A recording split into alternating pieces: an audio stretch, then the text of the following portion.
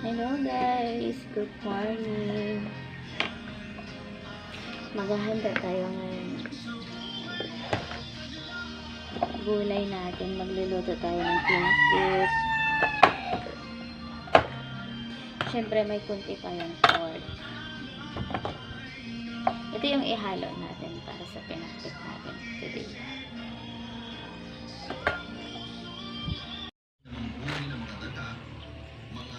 Peste sa aming palayan.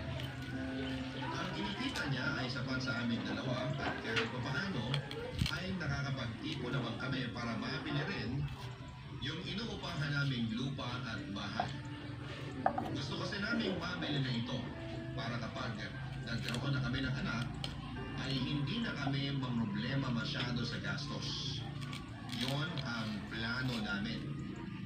Pwede naman akong magtrabaho pero ayaw ni Romano.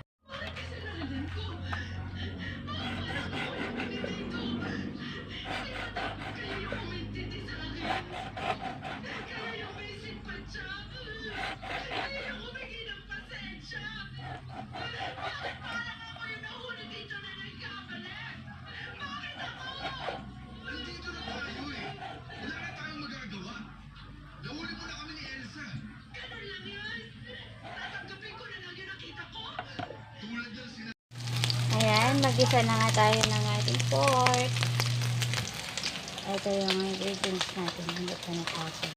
Ito na nga guys, hindi na tayo gumamit nito ng mantika pa. Sariling mantika na din. Ito yung ginamit natin.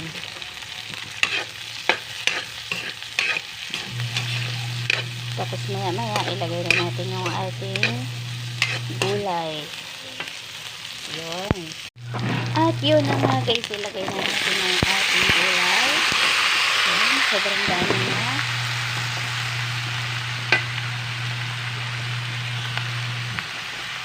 Paghaluin natin yan. And guys, check na natin ang ating niluto. At mukhang luto na nga siya. Wow! It's so yummy! Alam nyo guys, madaming kabataan ngayon ang hindi mahilig sa ganitong gulay. Hindi nila alam na sobrang masustansya to.